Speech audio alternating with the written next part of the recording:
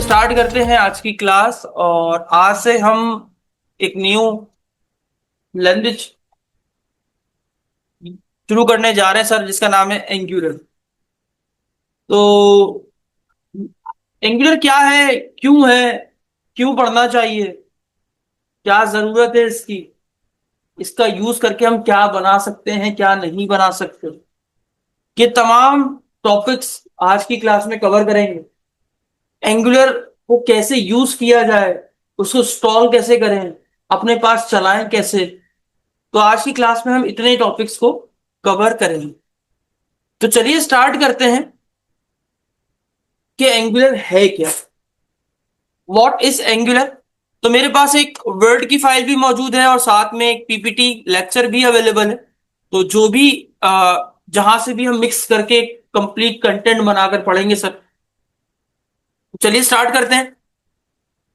ये थोड़ा इजी है, चूंकि बेसिक बिगनर्स जो स्टार्ट करते हैं अपने करियर को, ये उनके लिए। एंगुलर है क्या? एंगुलर एक फ्रेमवर्क है जो गूगल ने बनाया है। अब यहां पर एंगुलर तो समझ में आ ही जाएगा, लेकिन गूगल ने बनाया है ये भी समझ में आता है। लेकिन ये फ्रेमवर्क एक नया जुमला है जो शायद आपको समझ में ना आता हो। हम कई बार पढ़ चुके हैं, लेकिन एक बार फिर पढ़ने में हमें कोई मसला नहीं होगा। फ्रेमवर्क क्या होता है, देखिए, सिंपल अल्फाज में समझते हैं। अगर एक काम आपने करना है और वो काम आप चाहते हैं कि शुरू से यानी स्क्रैच से किसी काम को अंजाम दें। एग्जाम्पल के तौर पर मान लीजिए मुझे एक मोबाइल फोन बनाना है, अपना खुद का एक मोबाइल फोन बनाना है। तो मैं, दो तरीके हैं मेरे पास फोन बनाने के। एक तो पहला तरीका ये है कि मैं सारे पार्ट्स खुद से बनाऊं और हर पार्ट को दोबारा से असेंबल करूं और एक न्यू फोन मार्केट में लॉन्च कर दूं। यहां पर आपने क्या देखा, आपने देखा कि मैंने तमाम चीजों को स्क्रैच से स्टार्ट किया है। सारे कंपोनेंट्स जो उस मोबाइल में इस्तेमाल होंगे वो सारे मैंने खुद बनाए हैं और उसके बाद एक मोबाइल मैंने लॉन्च कर दिया। अब दूसरा तरीका क्या है कि मैं क्या करूं, सारे पार्ट्स मुख्तलिफ कंट्रीज से इंपोर्ट करूं और उसके बाद जोड़कर एक फोन बना दूं। तो दो तरीके हैं सर आपके पास फोन बनाने के। पहला तरीका ये था कि जहां पर आपने स्क्रैच से बनाया फोन को। दूसरा तरीका आपने ये देखा जहां पर आपने पार्ट्स बने बनाए बाय कर लिए और आपने जस्ट उसको असेंबल किया और आपने भेज दिया। यही तो होता है पाकिस्तान में सर। आपने देखा होगा गाड़ियों के पार्ट्स बाहर से आते हैं, हम सिर्फ यहां पर असेंबल करते हैं। हम गाड़ी खुद से नहीं बना रहे, या हम कोई भी मटेरियल पाकिस्तान में खुद से नहीं बना रहे। बहुत कम ऐसे प्रोडक्ट्स हैं जो हम स्क्रैच से बना रहे होंगे, लेकिन मोस्टली हम क्या करते हैं, सारे पार्ट्स को इंपोर्ट कर लेते हैं और उसके बाद असेंबल यहां पर कर लेते हैं। अब दोनों बातों में फर्क था। स्क्रैच से करने में मेहनत और टाइम बहुत ज्यादा लगता है, ये बात आप जानते हैं। जबकि आपके पास एक चीज बनी बनाई आप बाय कर रहे हैं तो आपको उतना टाइम नहीं लगेगा, आप उसको इजीली इंटीग्रेट कर सकते हैं। तो आपने पीएचपी पढ़ी, आपको आइडिया हुआ होगा। आपने, एग्जाम्पल बता रहा हूं, फॉर एग्जाम्पल आपके पास प्रोजेक्ट आता है आर्ट गैलरी मैनेजमेंट सिस्टम। तो आप सबसे पहले उसका लॉगिन रजिस्टर तैयार करेंगे। एक और प्रोजेक्ट आता है आपके पास क्विज मैनेजमेंट सिस्टम, तो उसके लिए भी आप लॉगिन रजिस्टर तैयार करेंगे। यहां पर आप एक बात नोटिस कर रहे हैं, कुछ कॉमन काम है जो कि आप हर वेब में बार बार करते हैं। पहला काम, आप एक फोल्डर स्ट्रक्चर्स बार बार बनाते हैं। अब आपके पास आर्ट गैलरी का प्रोजेक्ट है तो आपने आर्ट गैलरी के हिसाब से प्रोजेक्ट फोल्डर को बनाया कि कौन से फोल्डर में कौन सी फाइलें होंगी, किस फाइल में कौन सा कोड लिखा होगा, और लॉगिन बनेगा, रजिस्टर बनेगा, कितने रोज होंगे, क्या होंगे। ये वो कॉमन काम है जो आप हर प्रोजेक्ट, जब भी आपके पास एक नया प्रोजेक्ट आता है आप ये काम दोबारा करते हैं। यानी स्क्रैच से प्रोग्रामिंग करते हैं, बिल्कुल सिरे से। फोल्डर का नाम भी आप खुद रखते हैं, जैसे कुछ इस तरीके से। फॉर एग्जाम्पल मैं जैम्प में आया और यहां पर आने के बाद एचटी डॉक्स में आया और यहां पर मैं एक फोल्डर खुद से क्रिएट कर रहा हूं। मैंने कहा आर्ट गैलरी मैनेजमेंट सिस्टम। यहां पर हर एक चीज आप देख रहे हैं मैं खुद से स्क्रैच से बनाने की कोशिश कर रहा हूं। तो फ्रेमवर्क क्या होता है, जहां पर आपको स्क्रैच से बनाने की जरूरत नहीं पड़ती। ये आपको पहले से बहुत सारी ऐसी चीजें जो बनी बनाई आपको प्रोवाइड कर देता है, जिसमें फोल्डर का स्ट्रक्चर होता है, लॉगिन होता है, रजिस्टर होता है, और भी बहुत सारी चीजें होती हैं सर। यानी आपको बिल्ट इन कोई चीज बनी बनाई मिल रही है और आप जिस उसको असेंबल कर रहे हैं, इसको प्रोग्रामिंग में फ्रेमवर्क कहा जाता है। बात समझ में आ रही है?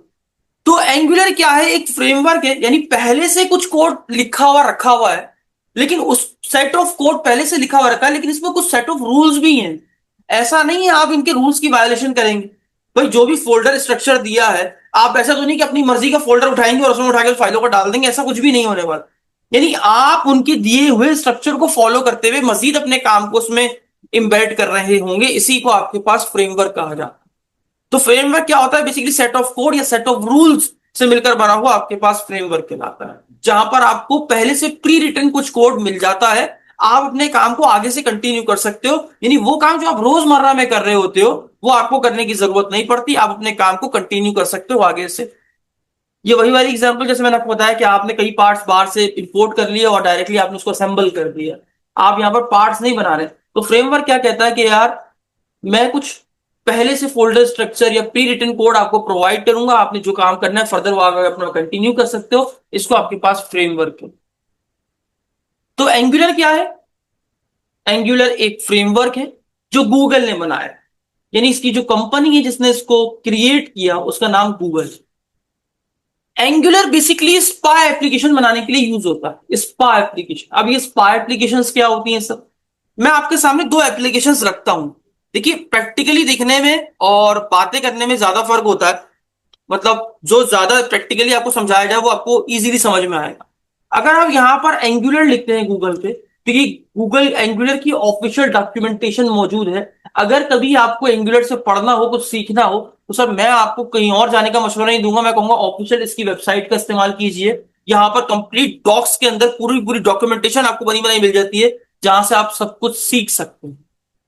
एक ये मैंने एप्लीकेशन आपकी स्क्रीन पे खोली है सर, एक एप्लीकेशन मैं और आपकी स्क्रीन पे खोल देता हूं, जैसे दराज।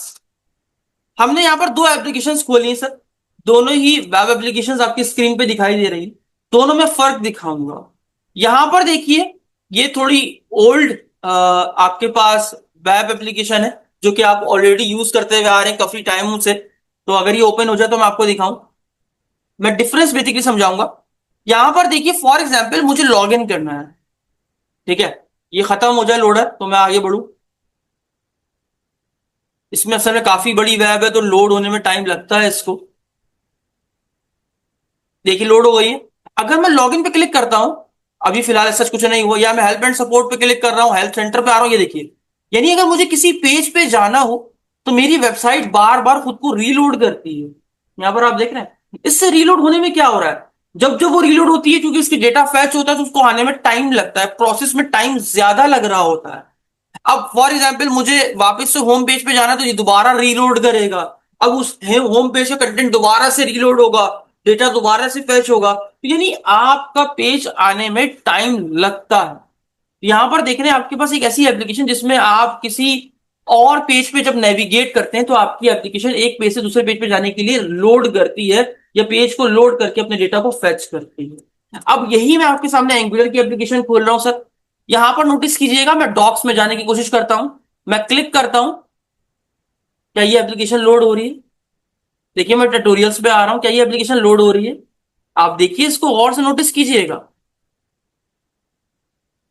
यहां पर इसने लोड किया, लेकिन यहां पर इसने रीलोड नहीं किया, यहां पर इसने रीलोड नहीं किया। आप देख रहे हैं ऐसी एप्लीकेशन जिसमें पेज लोड ना आता हो, जिसका कंटेंट, अब ये बात को सुनिएगा सर, यहां पर दो जुमले हैं, जिसका कंटेंट वन टाइम में ही लोड हो जाता है, एक ही बार लोड हो जाता है, ऐसी एप्लीकेशंस को स्पा एप्लीकेशंस कहते हैं।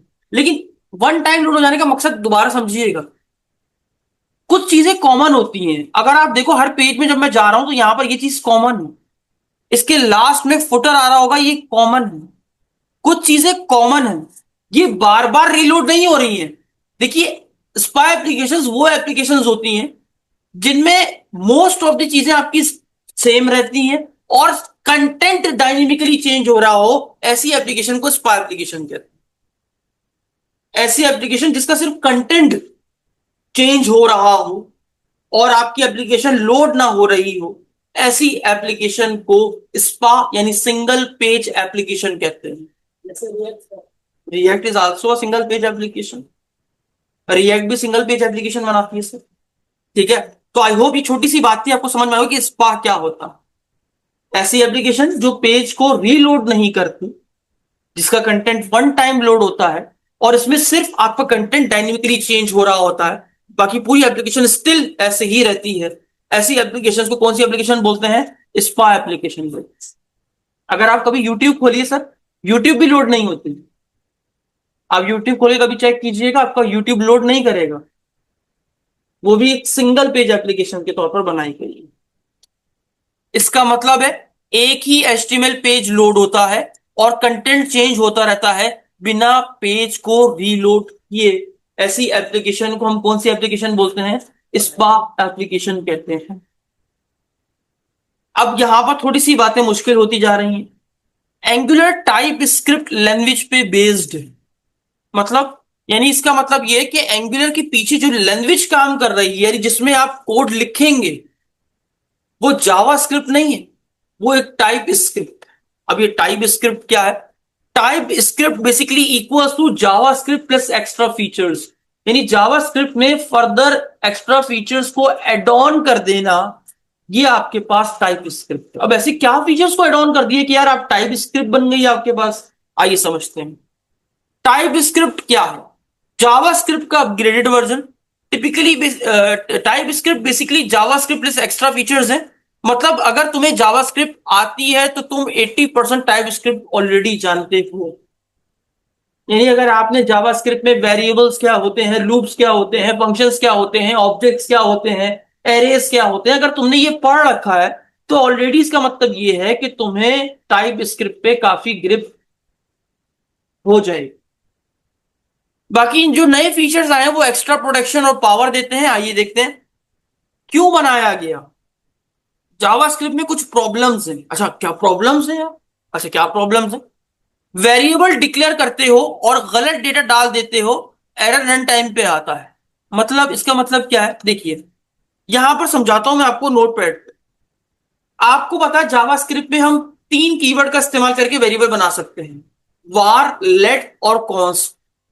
अब मैं यहां पर एक वेरिएबल बना रहा हूं नेम के नाम से, देखिएगा गौर से। यहां पर मैंने नेम लिखा असद। यहां तक तो समझ में आ रहा है? यहां पर मैंने क्या लिखा वेरिएबल में, क्या वैल्यू डाल दी? असद।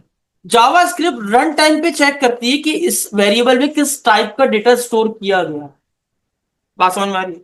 यानी इसका मतलब यह है कि अगर मैं, मेरे पास कोई वेरिएबल बना हो तो मैं, इसका मतलब यह उसमें किसी भी टाइप का डेटा होल्ड करवा सकता हूं। याद करो, सी शार्प के अंदर पढ़ा था टाइप सेफ्टी का फीचर। सी शार्प क्या कहता था कि अगर आपने इंटीजर वेरिएबल को डिफाइन कर दिया तो आप सिर्फ उसमें किस टाइप का डेटा डाल सकते हो? इंटीजर।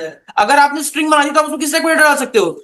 जावा स्क्रिप्ट में क्या था कि अगर आपने वेरिएबल बना दिया है तो आप इसमें किसी भी टाइप का डेटा होल्ड करवा सकते हैं, चाहे वो इंटीजर हो, स्ट्रिंग हो, डबल हो, कैर हो, फ्लोट हो, कुछ भी हो। यानी आप पूरा का पूरा एरे तक स्टोर करवा सकते हैं इसके अंदर, और वो भी मल्टीपल टाइप का डेटा। एरे के अंदर मल्टीपल टाइप का डेटा आप स्टोर कर सकते हैं जावास्क्रिप्ट के अंदर। तो इसमें प्रॉब्लम क्या थी? सर इसमें प्रॉब्लम ये थी कि मान लीजिए कल को आपके इस वेरिएबल में कल को कोई ऐसी कोई स्क्रिप्ट डालकर भेज देता है, तो आपका जावास्क्रिप्ट उसको तो एज अ सिंपल किसी भी डेटा को डेटा होल्ड मानकर आगे बढ़ जाएगा और आपके डेटा को प्रोसेस कर देगा। तो टाइप स्क्रिप्ट क्या कहता है? टाइप स्क्रिप्ट बिल्कुल सी शार्प की तरह बात करता है। कहता है अगर तुम किसी वेरिएबल को बना रहे हो तो बनाते वक्त ये डिफाइन कर दो कि उसमें किस टाइप का डेटा टाइप डिफाइन होगी। यानी आप उसको रिस्ट्रिक्ट कर दो। मतलब कुछ ऐसे कि अगर तुम एक वेरिएबल नेम के नाम से बना रहे हो तो तुम यहां पर लिखो कि मैं एक स्ट्रिंग बना रहा हूं। बात समझ में आ रही है? यानी अगर तुम एक वेरिएबल में स्ट्रिंग टाइप का डेटा होल्ड करो तो तुम ये बताओ कि इसमें स्ट्रिंग टाइप का डेटा होल्ड कर रहा हूं। अच्छा, यहां पर इसने एक बात और थी, मैं आपको जरा एग्जांपल से दिखाऊं।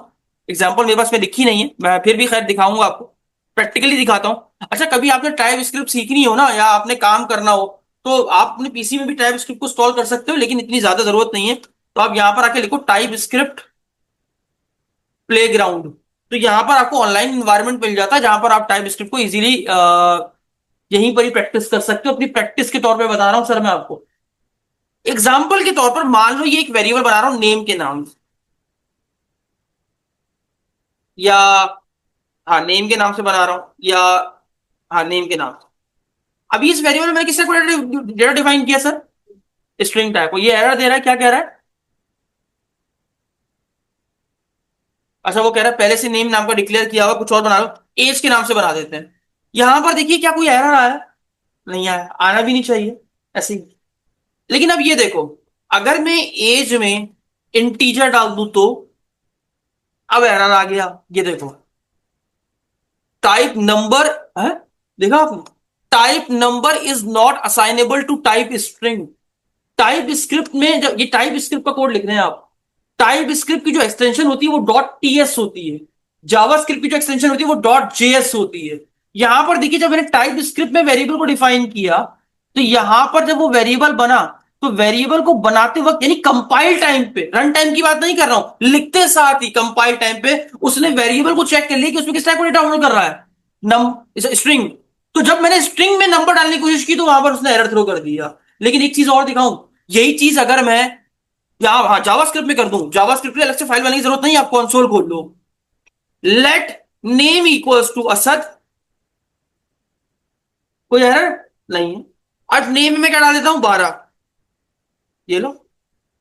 यानी जावा स्क्रिप्ट इस चीज पे एरर जनरेट नहीं करती। लेकिन यही जावा स्क्रिप्ट का कोड अगर आप टाइप स्क्रिप्ट में लिखते हो तो वहां पर ये आपको एरर जनरेट करता है। वो आपसे ये बोलता है क्यों, क्योंकि इसीलिए जावा स्क्रिप्ट रन टाइम पे आपके पास डेटा टाइप को, वेरिएबल को डेटा टाइप असाइन करती है, जबकि आपके पास टाइप स्क्रिप्ट कंपाइल टाइम के ऊपर ही वेरिएबल को ये डिफाइन कर दी है कि इसमें किस टाइप का डेटा होल्ड होगा, किस टाइप का डेटा होल्ड नहीं होगा। सवाल ये कि सर आपने क्या वेरिएबल सही बना के दिखाया? बिल्कुल सर, इस तरीके से भी आप वेरिएबल बना सकते हो जावा स्क्रिप्ट के अंदर, लेकिन और भी तरीके हैं। और क्या है सर, मैं आपको दिखाऊं। हाँ, मैंने यहां पर लिख रखा है। हाँ, ये देखिए, अगर मुझे एक स्ट्रिंग टाइप का वेरिएबल बनाना है तो टाइप स्क्रिप्ट कहती है कि आप वेरिएबल के साथ सिंपली कॉलन लगाओ और उसके बाद यहां पर डेटा टाइप को डिफाइन कर दो कुछ इस तरीके से। नहीं समझे? अभी दो बातें बताऊंगा जो कि बहुत इंपॉर्टेंट है इसके अंदर। यानी वो ये कह रहा है कि जब भी आप किसी वेरिएबल को बनाओ तो बनाते वक्त साथ उसकी डेटा टाइप को कुछ इस तरीके से, यानी वेरिएबल नाम के बाद कॉलन लिख के उसको डिफाइन कर दो। बात समझ में आ रही है? मैं आपको हर चीज करके दिखाऊंगा ताकि आपको आइडिया हो। यहां पर देखिए, मैंने वेरिएबल को बनाना सिखाया आपको। अब इसमें एक चीज नोटिस कीजिएगा, ये देखिए, अगर मैं किसी वेरिएबल को बनाकर छोड़ दूं, अब सवाल ये है, अच्छा एक सवाल यहां पर ये रेज होना चाहिए था, ये सर अगर आपने यहां पर स्ट्रिंग लिखा है, अगर मैं नहीं भी लिख रहा तब भी तो आप कहने लगे क्योंकि आपकी टाइप स्क्रिप्ट कंपाइल टाइम पे आपके वेरिएबल को डेटा टाइप असाइन कर देती है, तो फिर स्ट्रिंग लिखने का मकसद क्या? ऑलरेडी उसको कंपाइल टाइम होते वक्त उसमें क्या डेटा टाइप असाइन हो गई है। जैसी कोड लिख के मैं आगे बढ़ा, डेटा को देखकर टाइप स्क्रिप्ट ने इस एज वेरिएबल में डेटा टाइप क्या असाइन कर दी, स्ट्रिंग कर दी। तो मैं स्ट्रिंग लिखूं क्यों, इस तरीके से स्ट्रिंग क्यों लिखूं? जरूरी तो ये कि हमारे पास वैल्यू लाइफ भी शाबाश, इसने पिक कर लिया। इसने क्या पिक करा? अगर सर कभी आप वेरिएबल बनाकर छोड़ दें, छोड़ दें, आपने सिर्फ इसको, जब हम किसी वेरिएबल को बना लेते हैं और उसमें वैल्यू नहीं डालते, इसको हम कहते हैं डिक्लेरेशन। हमने यानी वेरिएबल को बनाकर छोड़ दिया। देखिए, आपको डेटा टाइप कब डिफाइन करनी चाहिए और कब नहीं, मैं दोनों सूरत बता देता हूं। देखिए, आप तब डिफाइन कीजिए जब आप वेरिएबल को सिर्फ डिक्लेयर करके छोड़ रहे हैं। अगर आप माउस रखो, ये देखो क्या हुआ, देखो टाइप स्क्रिप्ट ने क्या किया। टाइप स्क्रिप्ट में कौन कौन सी डेटा टाइप होती है बता दूं मैं आपको, पहले पहले मैं लिख लूं यहां पर। स्ट्रिंग, ठीक हो गया, नंबर,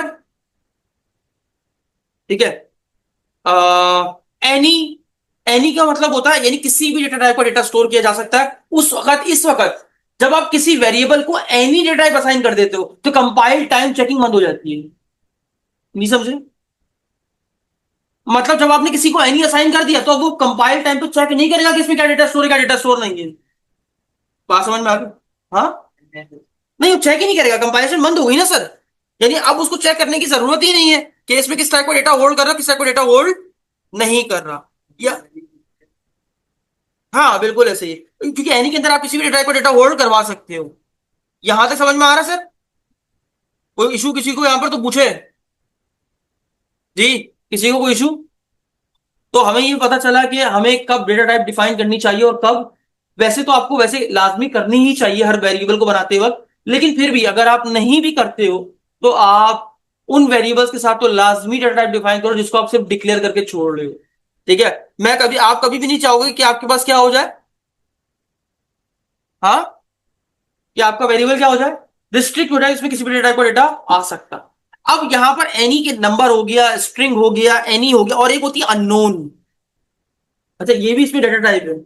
और होती है सर वॉइड, एक और होती है वॉइड, होती है अननोन होती है, और एक और आपके पास होती है नेवर। हाँ बताता हूं, नेवर हो गई, अननोन हो गई, वॉइड हो गई। इसके अलावा आपने एक चीज मिस कर दी सर, बुलियन। इसके अलावा भी और होती नल, और भी होती है आपके पास। नल के अलावा बुलियन हो गया, और क्या थी, एक और होता है ना जावा। अच्छा, ये अभी आया था ना यहाँ पर एरर। हाँ, अनडिफाइंड, अनडिफाइंड भी होती है। अब मैं एक एक करके बढ़ाता हूं, आइए समझते हैं। अगर आपने एक वेरिएबल में एक ऐसा डेटा लिखना है एज इट इज, जैसे लिख रहे हो वैसे ही उसमें प्रिंट हो जाए, या उसमें वैल्यू में सेव हो जाए वेरिएबल में, तो उसके लिए आप स्ट्रिंग यूज करते हो। नंबर यूज करे जाते हैं, आपको ऑलरेडी पता है सर, जहां पर आप न्यूमेरिक वैल्यूज का इस्तेमाल करते हो। एनी का मतलब है जो कि किसी भी डेटा टाइप का डेटा स्टोर कर सकती है। अब एक एक करके चेक कर लेते हैं, लगे यार पहले इसको कमेंट करते हैं और एक एक करके चेक करेंगे। मैं यहां पर पहले बना रहा हूं एज नाम का variable. Let a sorry let student name equal to string, sorry colon string. ये टाइप टाइप स्क्रिप्ट का इस्तेमाल कर रहा हूं मैं, जावा स्क्रिप्ट में नहीं लिख रहा हूं। इक्वल्स टू असर्ट अरे, डन। यहां पर मैंने एक स्ट्रिंग टाइप का वेरिएबल बनाया और उसमें किस टाइप का डेटा साइन किया, स्ट्रिंग। क्या हमारे पास इसमें नंबर स्टोर हो सकता है, ये देखिए, the number is not assignable to type string. ये बिल्कुल ऐसे ही काम कर रहा है जैसे सी शार्प काम कर रही थी, देख रहे हो आप। तो यहां पर हमने देखा कि स्ट्रिंग टाइप का डेटा कैसे, स्ट्रिंग वेरिएबल कैसे बना सकते हैं। स्ट्रिंग समझ में आ गया। Next, let age. एज किस टाइप की होगी सर, नंबर टाइप की होगी। तो मैंने यहां नंबर के लिए बना दिया 12, 13, या जो भी आप लिखना चाहो वो यहां पर लिख सकते हो। यहां तक समझ में आ गया। इसके बाद हम एक नया वेरिएबल बना रहे हैं, एनी। एनी क्या है, अगर आप चाहते हो एक ऐसा वेरिएबल बना दो जैसे आप जावास्क्रिप्ट में बनाते थे कि जिसमें किसी भी डेटा को डेटा होल्ड करे, तो आपने क्या भाई, डाटा के नाम से एक वेरिएबल बना दिया और आपने इसकी डेटा टाइप क्या असाइन कर दी, एनी। अब इसमें आप जो चाहे रख लो। क्या रख के दिखाऊं, पहले स्ट्रिंग रख के दिखा दूंगी, देखो असद रख दिया। एरर दे रहा है, नहीं। क्यों, क्योंकि कंपाइल टाइम चेकिंग क्या हो गई है, बंद हो चुकी है। एनी में कंपाइल टाइम चेकिंग नहीं होती। अच्छा जी, अगर मैं यहां पर 12 रख दूं तब भी कोई मसला नहीं है, अगर मैं यहां पर ट्रू रख दूं तब भी कोई मसला नहीं है। यानी एनी एक ऐसी डेटा टाइप है जो कि किसी भी डेटा को अपने पास स्टोर कर सकती है। जी सर। डेटा के अंदर जब इशू हो रहा है, जी सर। अगर स्ट्रिंग देते हैं यहाँ पर तो हाँ, कहां पर, एनी के अंदर। हाँ दे दीजिए, ये लीजिए सर। नीचे पहले ये साइन कर दूं, उसके बाद अच्छा, अब ये कह रहे हैं कि सर आपने यहाँ पर ट्रू असाइन कर दिया और उसके बाद आप डेटा वेरिएबल को दोबारा से रीडिक्लेयर कर रहे हैं, सॉरी इनिशियलाइज कर रहे हैं, और उसमें आपने यहाँ पर दे दिया असद। यहाँ पर देखिए आपके पास, देखिए क्या हुआ, एरर नहीं आया। क्यों नहीं आया भाई, पहले कंपाइलेशन ऑलरेडी बंद है। दूसरी बात, कोई भी आपने वेरिएबल की वैल्यू को बाद में क्या कर दिया, ओवरराइट कर दिया, चेंज कर दिया ना सर। आपने डेटा के अंदर क्या कर दिया, असद कर दिया। लेकिन अगर मैं एज को ओवरराइट करूं, क्या ये हो जाएगा, अगर यहां पर असद लिख दूं तो ये हो जाएगा। ये देखिए, आपका एज कन्वर्ट नहीं हो सकता। एनी में तो आप बाद में वैल्यू को ओवरराइट कर सकते हैं। क्यों, क्योंकि मैंने अभी आपको बताया, क्योंकि कंपाइलेशन टाइम चेकिंग क्या हो जाती है, बंद हो जाती है, वो आपको चेक नहीं करता। इसीलिए आप एनी का इस्तेमाल कर सकते हैं तब जब आपको लगे यार इसमें किसी भी टाइप का डेटा आ सकता है, मुझे नहीं पता, तो वहां पर आप क्या यूज कर लो, एनी का इस्तेमाल कर लो। आई होप अच्छे से समझ में आ गया होगा। समझ में आ रहा सर वेरिएबल कैसे बनाते हैं। हमने कौन कौन से पढ़ लिया, स्ट्रिंग पढ़ लिया, नंबर पढ़ लिया, एनी पढ़ लिया, क्या पढ़ना है हमें, बुलियन भी पढ़ लेते हैं पहले। लेट या मार्शल स्टेटस। अब यहां पर ट्रू या फॉल्स में आंसर आता है, तो हम चाहेंगे यार इसमें कोई स्ट्रिंग या नंबर ना डाल सके, तो हम क्या करें, रिस्ट्रिक्ट कर दो ट्रू या फॉल्स के, तो क्या लिखेंगे, बुलियन। उसके बाद यहां पर आप सब किस टाइप का डेटा आ सकते हैं, ट्रू या फिर फॉल्स। अगर मैं यहां पर ऐसे लिखूं ट्रू, तो क्या चला जाएगा, ये देखिए, the string is not assignable to type boolean. बात समझ में आ गई। तो यहां पर आप वेरिएबल को रिस्ट्रिक्ट कर रहे हैं। इसके बाद अगर मैं यहां पर लिखूं लेट, और उसके बाद हम यहां पर एक और वेरिएबल इस्तेमाल करते हैं।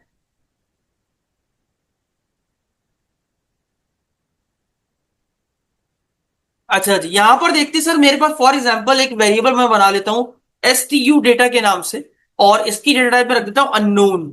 अब अननोन में रखने से क्या होता है, आइए इसको देखते हैं। अब यहां पर मैं असाइन कर देता हूं असद। अब मैंने इस STU डेटा जिसकी टाइप अननोन है उसमें क्या असाइन कर दिया, असद असाइन कर दिया।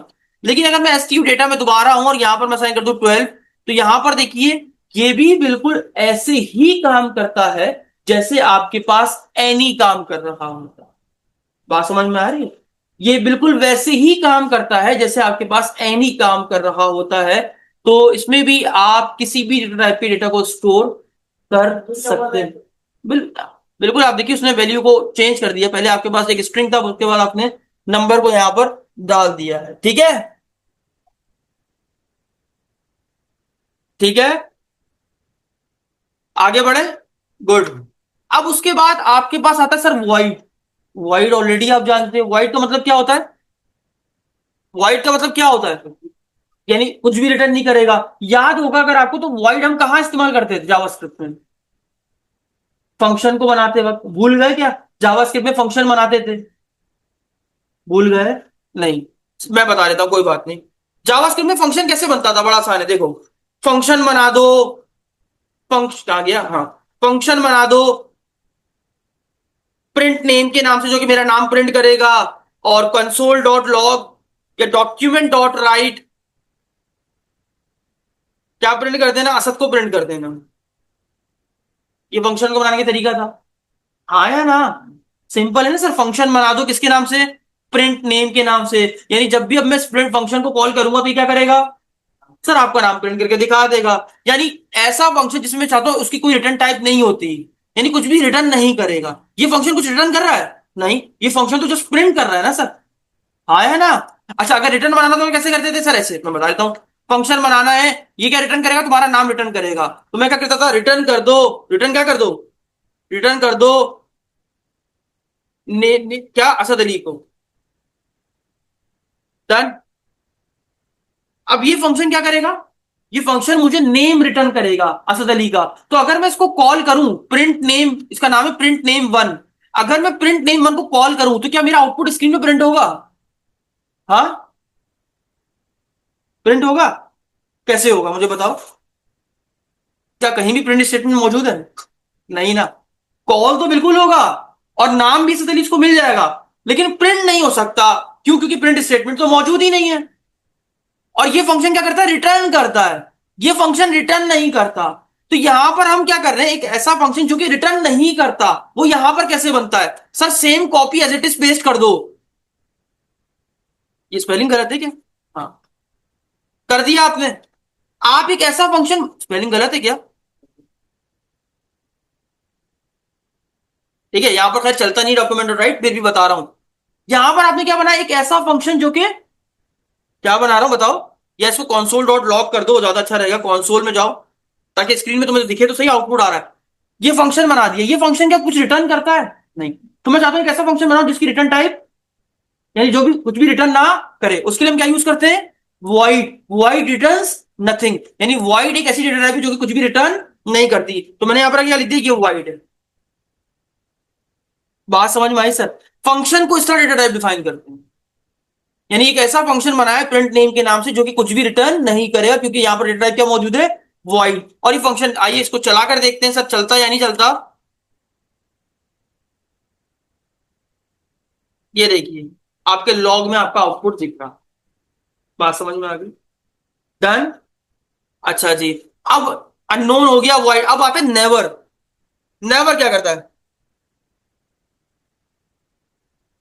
अच्छा यार, इस फंक्शन के लिए थोड़ा सा अलग चीज इस्तेमाल करेगी। तुम लोगों को अभी रिसेंटली पढ़ाया, याद होगा, एक्सेप्शन हैंडलिंग। लास्ट क्लास में टॉपिक पढ़ा है। क्या था?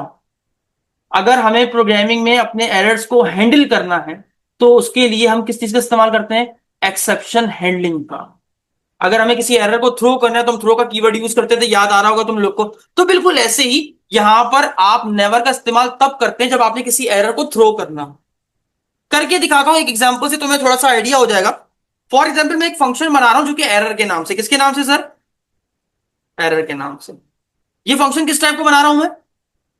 अभी तो बताया सर, नेवर के नाम से। नेवर है ना? नेवर के नाम से मैंने बना दिया। अब ये एरर दे रहा है, क्यों? A function returning never can not have an reachable and point, तो कह रहा है उसका एंड पॉइंट मौजूद नहीं है। तो ये फंक्शन क्या करेगा? थ्रो करेगा। थ्रो क्या करेगा? शाबाश, थ्रो क्या करेगा? इसमें मैंने बताया था एक थ्रो करता है, ऑब्जेक्ट बनाने पड़ते, किसी क्लास का ऑब्जेक्ट होता है। तो यहाँ पर हमारे पास एरर क्लास शायद पहले से लिखी है, देखो एरर क्लास पहले से बनी हुई है, ये देखो हमने क्या बोला, एक एरर थ्रो करेगा। अब ये एरर किस टाइप का होगा वो आप जो भी लिखना चाहो सर लिख लो। मैंने कहा something went wrong, something went wrong, कुछ गलत है, कुछ तो गलती है, अभी हमें नहीं पता क्या गलती है। मैंने एक ऐसा फंक्शन बनाया है एरर के नाम से, नेवर, नेवर डेटा टाइप हम तब इस्तेमाल करते हैं जब हमें कोई एरर को थ्रो करना हो, ठीक है, या ऐसा फंक्शन जो कुछ रिटर्न, कभी कभी भी कुछ रिटर्न नहीं करेगा। ये रिटर्न नहीं कर रहा, ये थ्रो कर रहा है। क्या थ्रो कर रहा है? एक एरर थ्रो कर रहा है।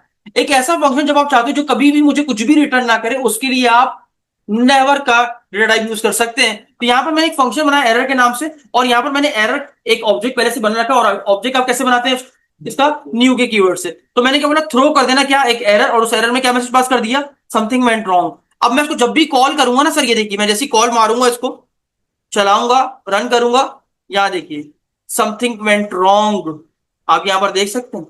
देखा आप, जैसे ही मैंने इसको कॉल दी यहां पर आपके पास एक, क्योंकि एरर मैंने फेंका तो इसलिए एरर में डिस्प्ले हो, ठीक हो गया, समझ में आ गया। यानी नेवर हमने कब इस्तेमाल करना है, जब हमें कभी भी कुछ भी रिटर्न नहीं चाहिए। तो जहां पर आपने एरर थ्रो करने वाला फंक्शन बनाना हो, वहां पर आप नेवर डेटा टाइप का इस्तेमाल करोगे। अब उसके बाद कौन सी रह गई सर, नल और अनडिफाइंड। ये तो ऑलरेडी मैं आपको, आप पढ़ ही चुके हो। जब आपको डिफाइन करना हो कि आपके पास कुछ खाली वैल्यू है, जैसे मैं करके दिखाता हूं, लेट, मैंने एक वेरिएबल बनाया और एस टी डेटा के नाम से, और मैंने इसमें क्या बोला कि यार मैं इसमें क्या रखना चाहता हूँ, खाली कुछ भी नहीं है। तो मैंने क्या पास कर दिया, डेटा टाइप नल, और यहां पर भी वैल्यू क्या पास कर दी, नल। तो अब यहां पर देखिए इसके अंदर से नल ही आ सकता है, अगर मैं असर डालूं। ये देखिए एरर दे दिया, क्यों एरर दे दिया भाई, एरर क्यों दे दिया, Asad is not assignable to type null, यानी आप असद डेटा को नल डेटा टाइप के अंदर असाइन नहीं कर सकते। तो अगर आप किसी वेरिएबल की डेटा टाइप नल रख देते हैं, तो इसका मतलब ये है कि आप उसमें किसी और डेटा टाइप को डेटा नहीं पास कर सकते। नल का मतलब क्या होता है, खाली वैल्यू, कुछ भी ना हो। आई होप बात समझ में आ गई होगी। उसके बाद आखिरी हमारे पास क्या रह गई है, अनडिफाइंड। अनडिफाइंड क्या होती है, क्या होती है भाई, नहीं पता, नहीं पता अनडिफाइंड यूज करते हैं, ठीक है। जिसमें आप वेरिएबल को फॉर एग्जाम्पल बनाकर छोड़ दो, जिसमें आपको वेरिएबल की वैल्यू इनिशियलाइज ना हुई भी हो, इसको कहते हैं अनडिफाइंड, यानी अभी तक आपकी वैल्यू को, वेरिएबल की वैल्यू को असाइन नहीं किया गया, उसको हम क्या बोलते हैं, अनडिफाइंड। अगर कर दे तो ये लो, the Asad is not assignable to undefined. भाई अनडिफाइंड डेटा टाइप वही है जिसमें, इसका मतलब क्या है, इसमें कुछ भी असाइन ना हुआ हो, इसको हम क्या बोलते हैं, अनडिफाइंड डेटा टाइप बोलते हैं। जिसमें आपसे वेरिएबल को डिफाइन करके छोड़, मतलब वेरिएबल को बनाकर छोड़ देते हैं और उसमें कुछ भी डिफाइन नहीं करते, इसको अनडिफाइंड डेटा टाइप कहते हैं। बाद में भी एक्सेस कुछ नहीं किया। नहीं कुछ भी नहीं कर सकते, क्योंकि आपने उसको अनडिफाइन कर दिया ना, वो खाली, वो डिफाइन नहीं हो सकता सर। वेरिएबल का तो फायदा होता है। हाँ सर, कभी आपको जरूरत पड़ती तो आप बनाते हैं, जहां पर आप चाहते हैं कि यार ये वेरिएबल मुझे अनडिफाइंड ही रिटर्न करे, तो वहां पर आप अनडिफाइंड बना सकते हैं। मेरे कहने का मकसद ये था कि जितनी डेटा टाइप है मैंने आपको एक एक करके सारी पढ़ा दी, हर चीज का मतलब बता दिया। तो आगे बढ़ते हैं। अच्छा जी, तो यहां पर आपको आई होप फंक्शंस बनाना समझ में आ गए होंगे कि आप टाइप स्क्रिप्ट में फंक्शंस कैसे बना सकते हैं, आप किसी वेरिएबल को कैसे बना सकते हैं। थोड़ी और प्रैक्टिस कर लेते हैं ताकि आपको टाइप स्क्रिप्ट की और अच्छी नॉलेज हो जाए, ठीक है। तो एग्जांपल हम इफ एल्स भी कर लेते हैं सर, थोड़ा सा एक आध प्रोग्राम बना लेते हैं। हम कहते हैं यार वो लोग जिनकी उम्र 18 साल से ज्यादा है वो लोग वोट दे सकते हैं, जिनकी उम्र 18 साल से कम है वो वोट नहीं दे सकते। आपको कहीं से लग रहा है यार ये कॉम्प्लेक्स लैंग्वेज, आप ऑलरेडी जावास्क्रिप्ट पढ़ चुके हो, बहुत आसान लग रही होगी।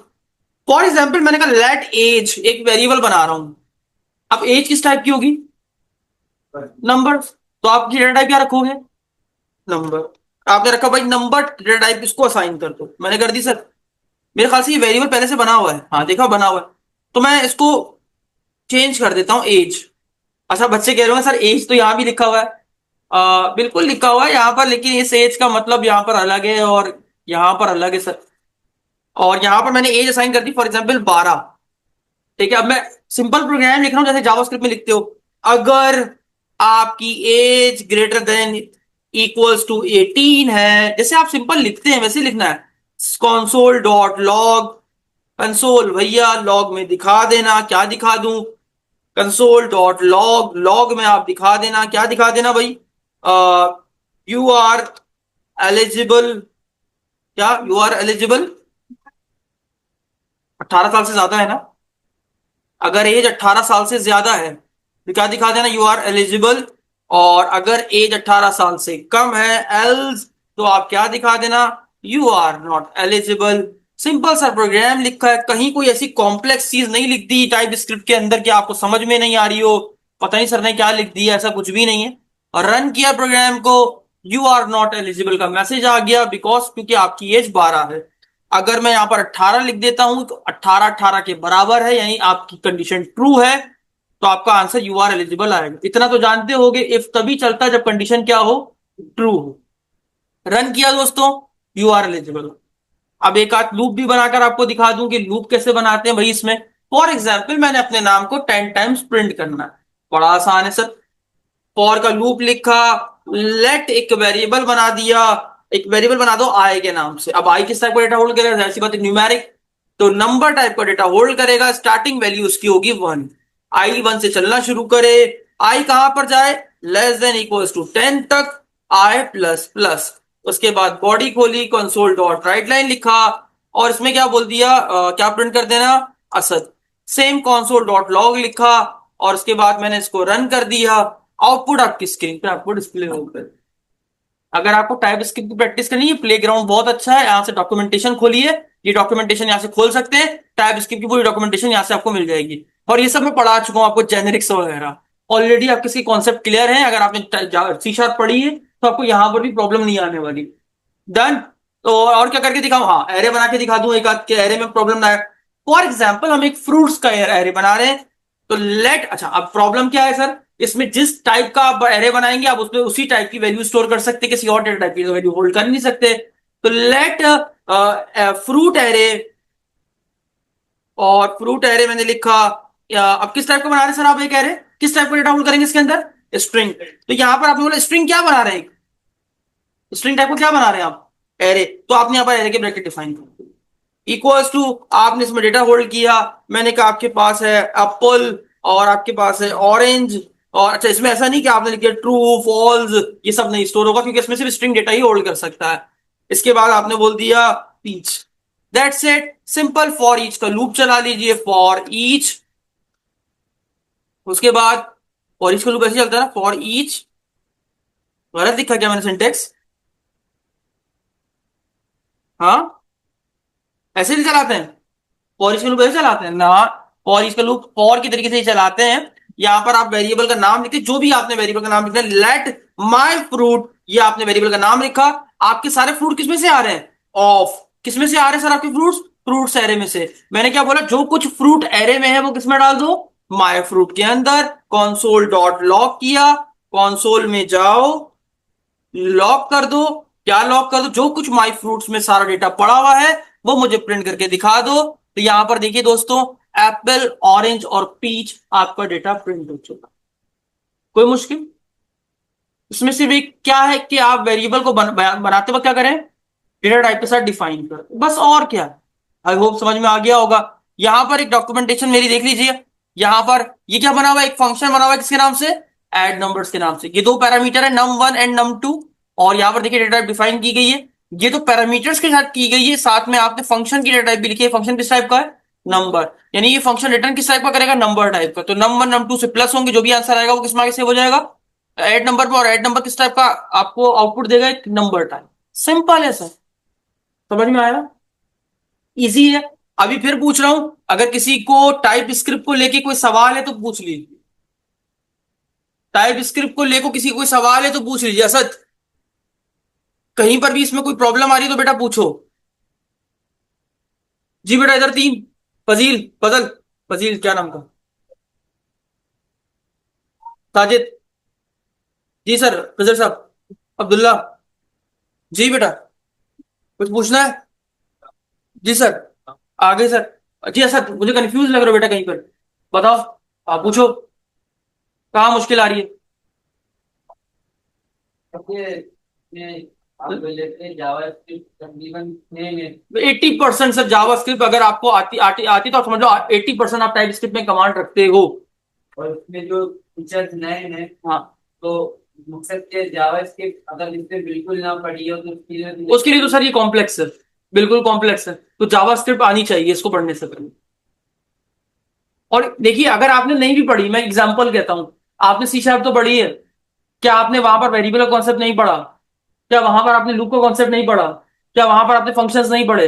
क्या वहां पर आपने एरे नहीं पढ़े? तो आपने सभी कुछ तो पढ़ रखा है। अगर आपने वहां पढ़ रखा है तो आप यहाँ पर अप्लाई कर सकते हो। और मेरे नजदीक तो ये टाइप सेफ्टी वाला कॉन्सेप्ट तो सी शार्प में ऑलरेडी आप पढ़ ही चुके हो, तो ये तो वही बिल्कुल चीज चल रही है जो ऑलरेडी आपने पढ़ रखी है। कहीं कोई सवाल इसमें कोई प्रॉब्लम आ रही है वो पूछो मुझसे। कोई लाइन नंबर बताओ।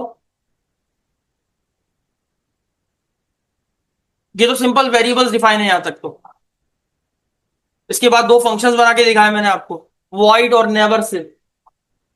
नेवर भी कभी कुछ रिटर्न नहीं करता, लेकिन ये किसके लिए इस्तेमाल किया जाता है? बेसिकली एरर्स वगैरह के लिए।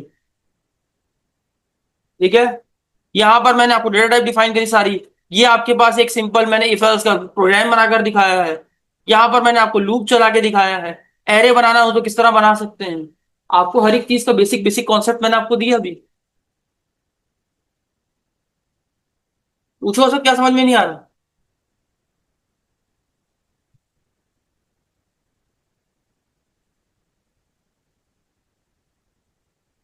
पढ़ रहा है, पढ़ने दो ना, थोड़ा देख ले, कहीं पर कंफ्यूजन तो बोल देगा भाई।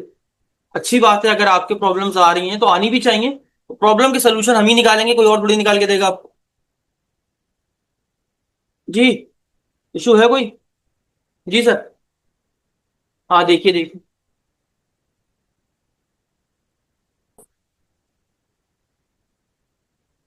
अच्छा जी, इशू यहाँ पर आ रहा है, सर कह रहे हैं कि हमें लूप समझ में नहीं आया। तो सिंपल, आप फॉर का लूप कैसे बनाते थे? यहाँ पर मैंने फॉर का लूप बनाया। फॉर वेरिएबल को डिफाइन किया, ये क्या है मेरा आई, क्या है वेरिएबल। अब मैंने क्या बोला, मेरे वेरिएबल में किस टाइप का डेटा होल्ड होगा, तो मैंने यहाँ पर नंबर डेटा टाइप से डिफाइन कर दिया। याद रखिएगा, टाइप स्क्रिप्ट में जब भी आपको वेरिएबल के साथ डेटा टाइप डिफाइन करनी हो तो आप कॉलन लिख के करते हैं। मैंने क्या बोला, मेरा आई एक वेरिएबल है, किस टाइप का है? नंबर। आई की वैल्यू क्या है? वन। वन से चलना शुरू करेगा। आई कहां तक चलेगा? लेस देन इक्वल टू 10 तक। नहीं, 10 तक चलेगा या 10 से कम तक चलेगा। आई प्लस प्लस, आई में एक का इजाफा कर दो।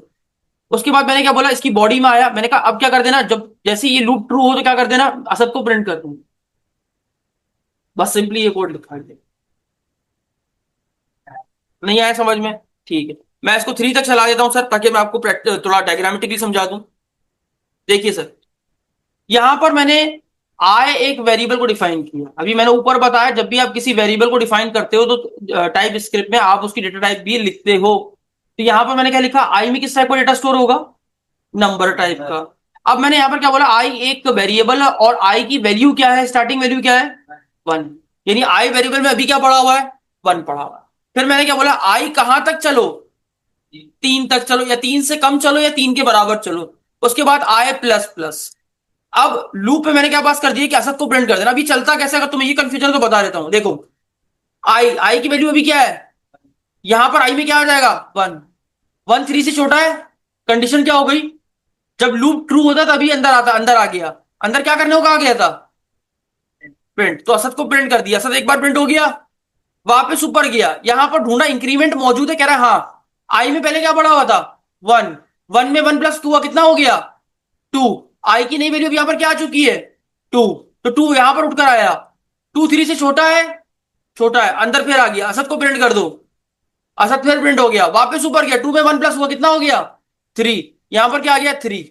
3 जंप करके इधर आया। क्या 3 3 से छोटा है? नहीं। 3 3 के बराबर है, कंडीशन अभी भी ट्रू हो रही है, अंदर आ गया। असद को प्रिंट कर दिया, वापस ऊपर गया, 3 प्लस 1 4। अब यहां आ गया 4। यहां आ गया 4 3 से छोटा है? 4 3 के बराबर, कंडीशन हो गई फॉल्स। जैसी कंडीशन फॉल्स हो गई, लूप रुक गया, आंसर आ गया। डन। क्लियर है सर? और कोई सवाल?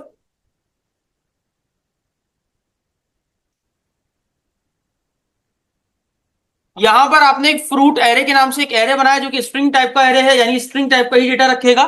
आपके एरे में ये वैल्यूज मौजूद हैं, और आपने यहाँ पर फॉर ईच का लूप चलाया। बेसिकली यहाँ पर आपने क्या किया कि मेरे फ्रूट एरे में जितना भी डेटा है उसको निकाल के किसमें डाल दो? माई फ्रूट में। और माई फ्रूट को आपने प्रिंट कर दिया, तो आपके सारे फ्रूट्स यहाँ पर प्रिंट हो गए। Done. I hope type script की आपको नॉलेज थोड़ी बहुत तो हुई होगी।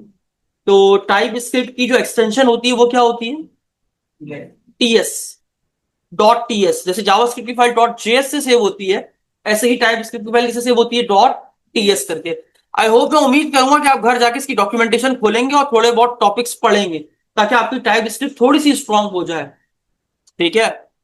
अच्छा जी, वापस आते हैं अपनी डॉक्यूमेंटेशन पे। तो सर अब पढ़ते हैं। बड़े प्रोजेक्ट्स में जावास्क्रिप्ट कोड मैनेज करना मुश्किल हो जाता है। टाइप स्क्रिप्ट सॉल्व करता है टाइप्स देना, जैसे नंबर, स्ट्रिंग, बूलियन बता चुका हूं। यहां पर भी क्लास और इंटरफेस का कॉन्सेप्ट इस्तेमाल होता है। यहां पर भी आप क्लासेस बना सकते हो, जैसे आप सी शार्प में बनाते थे सर। कंपाइलेशन टाइप, अच्छा एक बात बताऊं, एक बात बहुत गौर से सुनिएगा।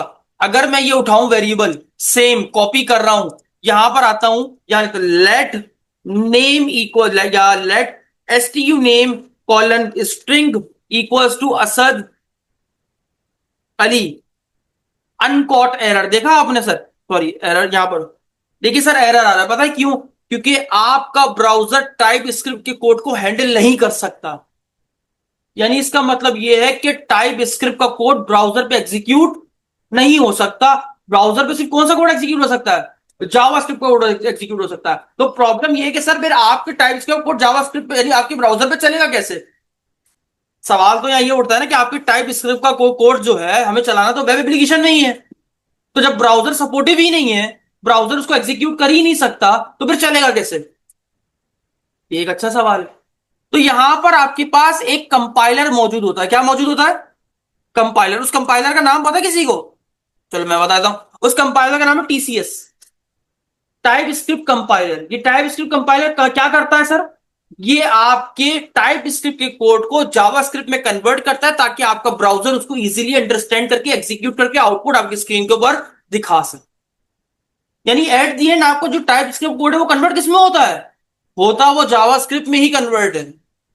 तो आप कहीं से भी घूम लो सर, जावास्क्रिप्ट आपको आनी चाहिए, थोड़ी बहुत तो आनी चाहिए। बात समझ में आई? तो यानी आपके पास कौन सा कंपाइलर मौजूद होता है यहाँ पर? टीसीएस, यानी टाइप स्क्रिप्ट कंपाइलर आपके पास मौजूद होता है, जो कि आपके कोड को कन्वर्ट करता है किसमें? यहां पर लिखा हुआ टाइप स्क्रिप्ट कोड पहले जावास्क्रिप्ट में कन्वर्ट होता है, फिर ब्राउजर रन करता है। डन।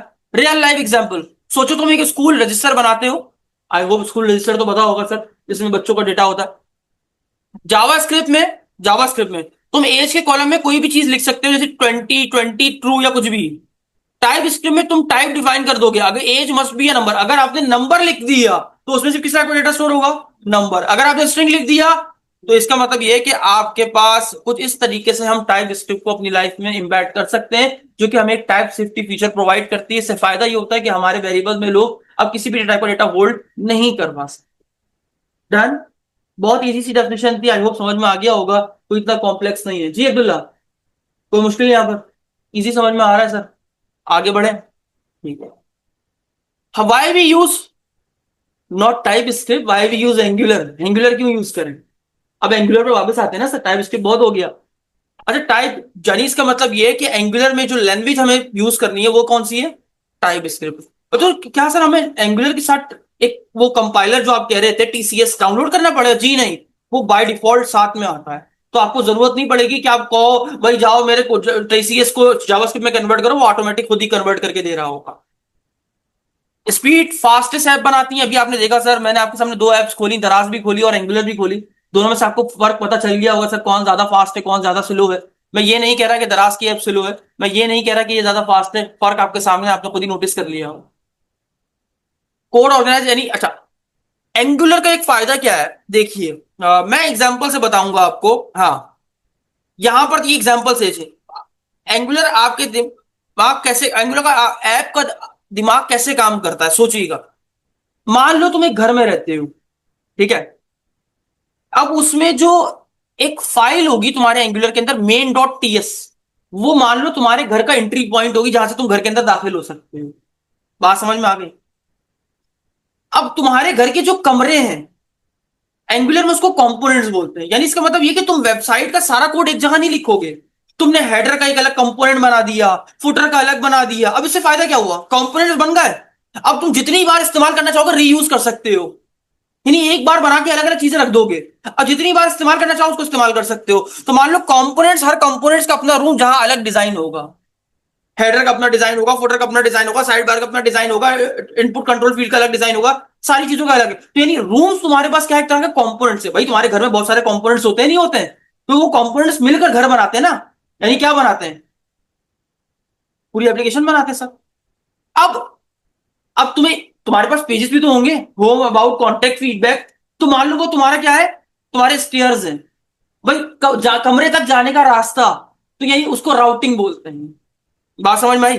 और फॉर एग्जाम्पल तुम्हारे घर में कोई खाना या पानी लाने वाला कोई भी बंदा होगा, तो वो सबके लिए पानी लाएगा, ऐसा तो नहीं कि सिर्फ हसत ने रखा है तो सबको ला के देगा, नहीं भाई, वो घर में हर बंदे को ला के देगा। तो वो सारी सर्विसेज हैं, अगर हमें कोई सर्विसेज यूज करनी हुई तो वो हर सर्विस को हम इस्तेमाल कर सकते हैं अपने एंगुलर एप्लीकेशन के अंदर। तो कुछ इस तरीके से एंगुलर एप्लीकेशन काम करती है। यानी वहां पर सारी जो जो भी चीज हम पढ़ेंगे वो सब किस में होगी, कंपोनेंट्स में होगी। यानी कंपोनेंट्स बना बना के हम रख रहे होंगे और उस कंपोनेंट्स को अपने पास इस्तेमाल कर रहे होंगे। अगर हम एक पे से दूसरे पे नेविगेट करें तो वहां पर क्या इस्तेमाल कर रहे होंगे, राउटिंग का कॉन्सेप्ट इस्तेमाल कर रहे होंगे। अगर हमें कोई सर्विस इस्तेमाल करनी होगी तो वहां पर सर्विस का कॉन्सेप्ट इस्तेमाल करेंगे। लेकिन हमारी एप्लीकेशन एप्लीकेशन का जो एंट्री पॉइंट यानी स्टार्टिंग पॉइंट होगा वो क्या होगा, मेन डॉट टीएस की फाइल होगी। ये सब पढ़ेंगे देखेंगे आगे जाके, लेकिन अभी जस्ट एक तुम्हें ओवरव्यू दे रहा ताकि तुम्हें इजीली समझ में आ जाए। अब आई होप ये समझ में आएगी लाइन। ऑर्गेनाइज को यानी छोटी छोटी फाइल्स बनती है जिसमें हर एक का अपना काम होता है। यानी इसका मतलब क्या है, क्या बनाएंगे, कंपोनेंट्स। छोटी छोटी फाइल्स बनेंगी सर, हर किसी के अपने अपने कंपोनेंट्स होंगे। इजी टू मेंटेन, बड़े प्रोजेक्ट हैंडल करना सिंपल हो जाता है। क्यों, छोटे छोटे कंपोनेंट्स में बटा हुआ होता है, जिसमें काम करना उसी में जाके काम कर लिया sir. Google support, sir Google की सपोर्ट है तो फिर बात ही खत्म हो गई, लॉन्ग टर्म अपडेट्स मिलती रहती है सर। लेकिन एक बात बताऊं, एंगुलर का एक एक फायदा भी नुकसान भी कह लो सर, एंगुलर बहुत तेजी से अपडेट करता है खुद को। मतलब रिसेंटली 4 महीने पहले मैंने पढ़ाया था तो एंगुलर 18 चल रही थी, अभी एंगुलर 20 चल रही है। थोड़े से टाइम में वेबसाइट बहुत slow हो गई। हाँ, मतलब आप इतनी तेज खुद को अपडेट कर रहा है कि आपको मैं क्या बताऊं। अच्छा एक बात बताऊं, लोग अक्सर बोलते हैं ये एंगुलर जेएस है। सॉरी टू से, एंगुलर जेएस नहीं, ये एंगुलर है। एंगुलर सीएलआई बेसिकली, यानी कमांड लाइन टूल इंटरफेस, ठीक है। 2000 से लेकर 2016 तक जितने भी वर्जन आए वो एंगुलर जेएस के नाम से आए थे। लेकिन उसके बाद उन्होंने रिप्लेसमेंट की और एक नए वर्जन को इंट्रोड्यूस किया, तो उसके बाद इसका नाम सिर्फ एंगुलर हो गया। ठीक है, ठीक है। अच्छा जी, एंगुलर की कुछ खास बातें सर, कंपोनेंट बेस होती है, मैंने अभी आपको बताया। डेटा बाइंडिंग, यानी ऐप और यूजर का डेटा ऑटो सिंक होता है, यानी बाइंड होता है। मतलब सर पता है, देखो तुमने हल्का सा कुछ लिखा, फौरन तुम्हारी वेबसाइट पे रिफ्लेक्ट होगा वो। मतलब इतना बाइंड हुआ होता है, एक दूसरे के साथ सिंक हुआ हुआ होता है कि अगर तुम कुछ भी लिखते हो, फॉर एग्जाम्पल मैंने टेक्स्ट बॉक्स लगाया, मैंने कहा H1 में नीचे डिस्प्ले हो जाए, मैं सिर्फ लिख रहा हूँ ए, वो ए नीचे शो हो रहा होगा। हाँ, मतलब सर आप लिखते टाइप करो तो नीचे भी टाइप होता हुआ जा रहा है, इतना सिंक होता है सर। राउटिंग अभी आपको मैंने बताया, अगर आपको यूजर से डेटा लेना है, इंटरनेट से डेटा मंगवाना है, डेटा से डेटाबेस में सेव करना है, जो भी करना है वो आप एपीआई के जरिए कर रहे होते हैं या फॉर्म्स के जरिए कर रहे हैं। Done sir. उसके बाद रियल लाइफ एग्जांपल, अगर जीमेल एंगुलर पे बना हो तो कैसे बनेगा। इनबॉक्स एक कंपोनेंट है, ऐसे ही सेंड आइटम भी अलग अलग कंपोनेंट बना दी, कॉन्टेक्ट भी कंपोनेंट है। और बीच के राउटर डिसाइड करेगा किस बटन पे क्लिक करने से कौन सा पेज खुलेगा।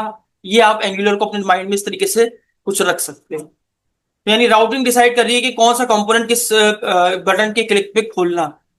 आई होप आपको एंगुलर का जो कॉन्सेप्ट है या एंगुलर क्या है, एक फ्रेमवर्क जो कि गूगल का बनाया हुआ है, जो कि स्पाई एप्लीकेशंस बनाने के लिए यूज होता है, आई होप समझ में आ गया होगा। इसमें कुछ चीजें और भी होती हैं जैसे कि मैं दिखा दूं। अच्छा जी, यहाँ पर कहाँ गया वो हमारे पास, हाँ, यहाँ पर एक टूल होता है जिसका नाम होता है वेब पैक। वेब पैक एक टूल है जो डेवलपर की मदद करता है उनके कोड को ऑर्गेनाइज करने में। ये मल्टीपल जावास्क्रिप्ट फाइल्स को एक साथ बंडल कर देता है जिससे वेबसाइट लोड होने में कम टाइम ले। मतलब यानी एंगुलर के अंदर एक टूल पहले से मौजूद है जिसका नाम है वेब पैक। आप मल्टीपल जावास्क्रिप्ट की फाइल्स बनाते हो तो वेब पैक क्या करता है, उन तमाम फाइलों को एक बंडल बना देता है। देखिए अब अलग अलग, फॉर एग्जाम्पल सुनना, हाँ रियल लाइफ एग्जाम्पल सुना रहा हूँ। आपके पास कॉपी किताबों का ढेर है, आप हाथ में पकड़ के उठाओगे थोड़ा कॉम्प्लेक्स हो जाएगा। यही अगर मैं आपको उसका बंडल बना के पैक करके आपको दे दूं तो आप हो सकता है एक उससे जितनी किताबें आपके हाथ में उठाए उससे ज्यादा किताबें उठा सकते हैं बंडल बनाकर। तो यहाँ पर ये क्या करता है, वेब पैक क्या करता है, तमाम फाइलों का एक साथ बंडल बना देता है। इससे फायदा क्या होता है कि आपके पास जो पेज का लोड टाइम और ऑप्टिमाइजेशन होती है वो फास्ट हो जाती है और आपका पेज तेजी से लोड हो जाता है। इसके अलावा वेब पैक इमेजेस, सीएसएस और दूसरी फाइल टाइप्स को भी हैंडल कर सकता है। वेब पैक के जरिए आप अपने कोड को ऑप्टिमाइज कर सकते हैं जिससे आपका कोड कम स्पेस लेता है और फास्टर लोड करता है। ठीक है, तो ये थी आज की क्लास जिसमें हमने देखा कि एंगुलर क्या है, उसमें क्या क्या चीजें मौजूद हैं, हमें कैसे काम करना है कैसे काम नहीं करना, उसमें टाइप कौन सी लैंग्वेज इस्तेमाल करनी है, उस लैंग्वेज को कैसे इस्तेमाल कर सकते हैं। ये तमाम चीजें आज की क्लास में हमने कवर करी।